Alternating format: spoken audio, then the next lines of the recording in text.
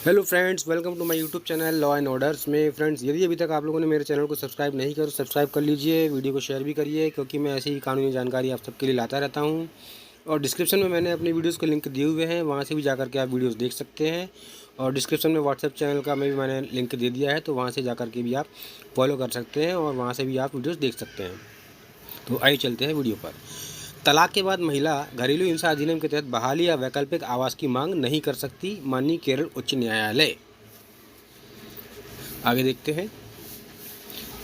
माननीय केरल उच्च न्यायालय ने कहा कि तलाक के बाद महिला घरेलू हिंसा अधिनियम के तहत बहाली या वैकल्पिक आवास की मांग नहीं कर सकती। केरल उच्च न्यायालय ने फैसला दिया है कि घरेलू हिंसा से महिलाओं का संरक्षण अधिनियम 2005 के तहत राहत, विशेष रूप से धारा 19 के तहत निवास आदेश, विवाह विच्छेद के बाद तलाकशुदा महिला को नहीं दिया जा सकता है। माननीय न्यायमूर्ति के बाबू की एकल पीठ ने स्पष्ट किया कि तलाकशुदा महिला विवाह विच्छेद के बाद डीवी अधिनियम के तहत निवास के अधिकार का दावा नहीं कर सकती, क्योंकि घरेलू संबंध जो उक्त अधिनियम के तहत एक पूर्वापेक्षा है समाप्त हो जाता है। अदालत ने यह टिप्पणी पत्नी द्वारा दायर याचिका पर सुनवाई करते हुए की, जिसमें उसने अपने पति और उसके रिश्तेदारों पर घरेलू हिंसा का आरोप लगाया था। याचिकाकर्ता को मजिस्ट्रेट ने प्रथम दृष्टया साक्ष्य के आधार पर निवास आदेश दिया था, जिसमें कहा गया था कि चिकित्सा दस्तावेज या स्वतंत्र गवाहों की अनुपस्थिति के बावजूद याचिकाकर्ता के आरोप विश्वसनीय थे।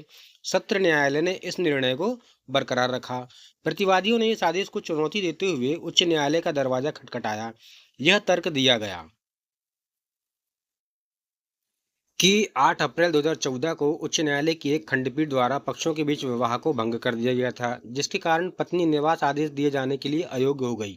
यह भी तर्क दिया गया कि मजिस्ट्रेट ने केवल प्रथम दृष्टया संतुष्टि के आधार पर निवास आदेश देने में गलती की, जो डीवी अधिनियम की धारा 19 के तहत अपर्याप्त है।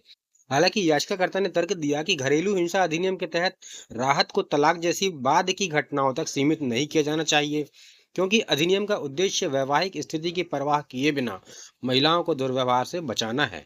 याचिकाकर्ता के दावों का विश्लेषण करते हुए माननीय न्यायालय ने इस बात पर जोर दिया कि धारा 18 के तहत अंतरिम संरक्षण आदेश देने के लिए प्रथम दृष्टया साक्ष्य पर्याप्त है, जबकि धारा 19 के तहत मजबूत सबूत की आवश्यकता है। हालांकि यह उचित संदेह से परे जितना कठोर नहीं होना चाहिए। रामचंद्र वॉरियर वर्सेस जयश्री 2021 के फैसले का हवाला देते हुए अदालत ने माना कि तलाकशुदा महिला को डीवी अधिनियम के तहत पीड़ित व्यक्ति माना जा सकता है। हालांकि धारा 19 के तहत निवास के अधिकार साझा घरों तक ही सीमित है, जहां पीड़ित महिला विवाह के दौरान निवास करना जारी रखती है। मौजूदा मामले में याचिकाकर्ता साझा घर में नहीं रह रही है। अदालत ने प्रतिवादी नंबर 1 को वैकल्पिक आवास प्रदान करने का निर्देश दिया। इसलिए हालांकि वह डीवी अधिनियम के तहत एक पीड़ित व्यक्ति हो सकती है, लेकिन वह 8/4/2014 के बाद इस मामले में दिए गए लाभ की हकदार नहीं है।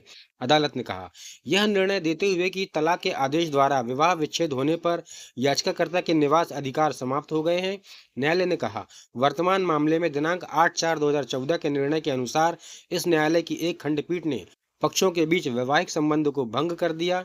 ऐसी कोई विशेष परिस्थितियां नहीं है जो इस न्यायालय के पक्षों के अधिकारों का निर्धारण करने में प्रभावी तलाक का संज्ञान लेने से रोकती है। इसलिए मेरा मानना है कि याचिकाकर्ता 8/4/2014 के बाद डीवी अधिनियम की धारा 19 के तहत निवास आदेश का लाभ पाने की हकदार नहीं है। अदालत ने निष्कर्ष निकाला कि तलाक के बाद महिला साझा घर में रहने का दावा नहीं कर सकती या घरेलू हिंसा अधिनियम के तहत वैकल्पिक आवास की मांग नहीं कर सकती। नतीजतन इसने माना कि याचिकाकर्ता केवल 8 अप्रैल 2014 तक निवास आदेश का लाभ पाने की हकदार थी। केस टाइटल है D Sudhir versus Anusha R Nair, CRL REV PET संख्या 1173 2013। तो ये था बहुत ही इंपॉर्टेंट जजमेंट फ्रेंड्स। मेरे चैनल को सब्सक्राइब करिए, वीडियो को शेयर करिए, और डिस्क्रिप्शन में मैंने अपने वीडियो के लिंक दिए हुए हैं, वहां से भी जाकर के आप मेरी वीडियोस देख सकते हैं। व्हाट्सएप चैनल को फॉलो करके भी आप वहां से भी जाकर मेरी वीडियोस को देख सकते हैं। धन्यवाद।